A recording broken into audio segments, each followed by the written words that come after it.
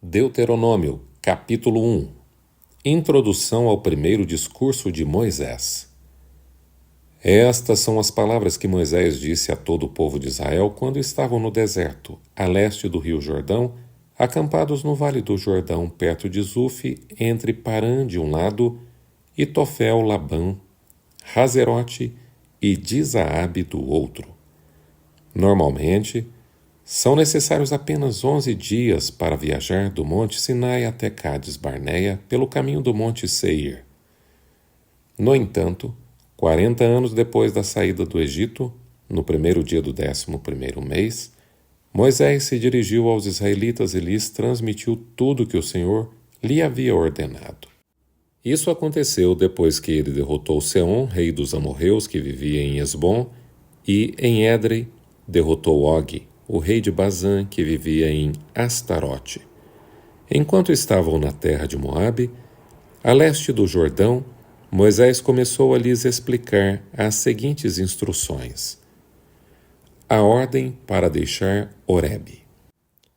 Quando estávamos no Monte Sinai, o Senhor nosso Deus nos disse: Vocês já ficaram muito tempo neste monte. É hora de levantar acampamento e seguir a viagem. Vão à região montanhosa dos amorreus e a todas as regiões vizinhas, o Vale do Jordão, a região montanhosa, as colinas do oeste, o Neguebe e a planície costeira.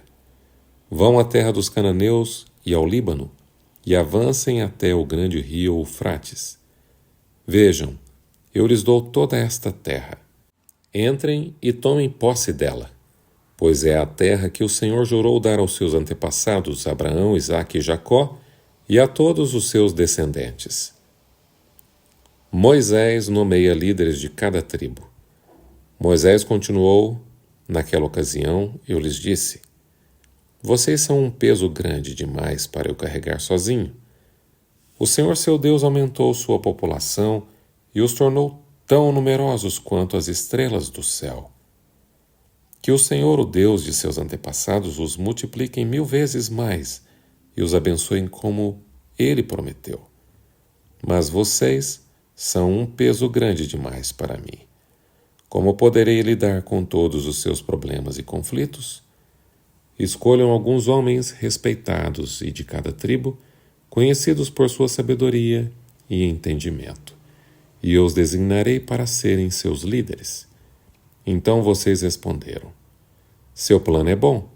Assim convoquei os homens respeitados que vocês selecionaram de suas tribos e os nomeei para serem juízes e oficiais sobre vocês. Alguns ficaram responsáveis por 1000 pessoas, outros por 100, outros por 50 e outros por 10. Naquela ocasião ordenei aos juízes: deem atenção aos casos de seus irmãos israelitas e também dos estrangeiros que vivem entre vocês.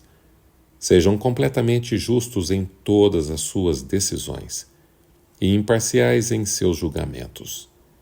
Cuidem tanto dos casos dos pobres como dos ricos. Não deixem que ninguém os intimide, pois Deus dará a decisão por seu intermédio. Tragam-me os casos que forem difíceis demais para vocês, e eu cuidarei deles. Naquela ocasião, eu lhes ordenei tudo o que deveriam fazer. Espiões fazem um reconhecimento da terra.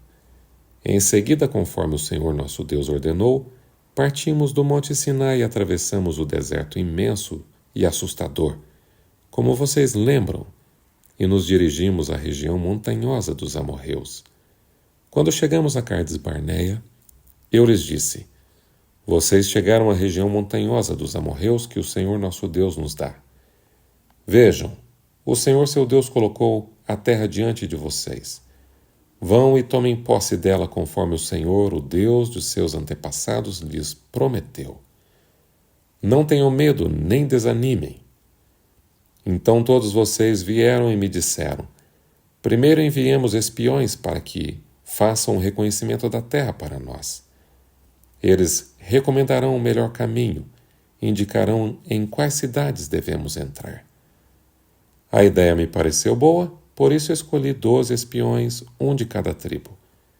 Eles foram à região montanhosa, chegaram ao vale de Escol e fizeram um reconhecimento.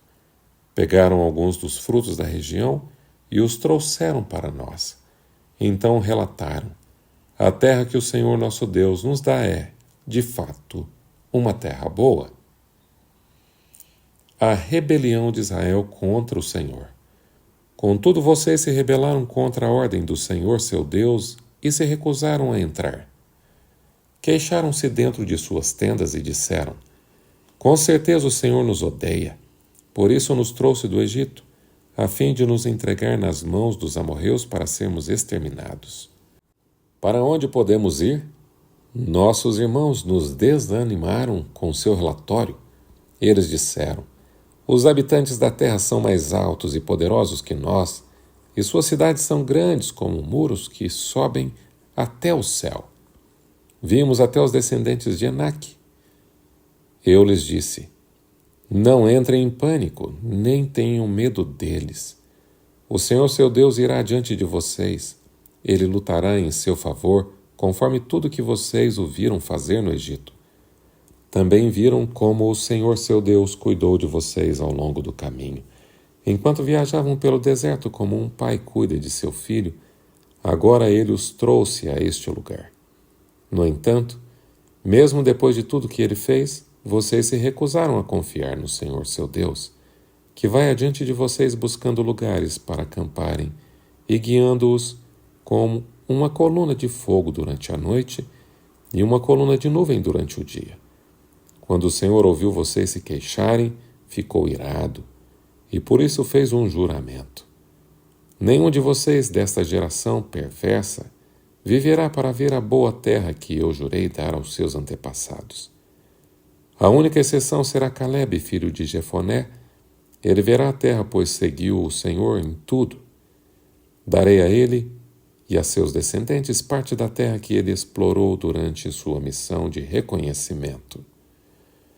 Foi por causa de vocês que o Senhor se irou contra mim.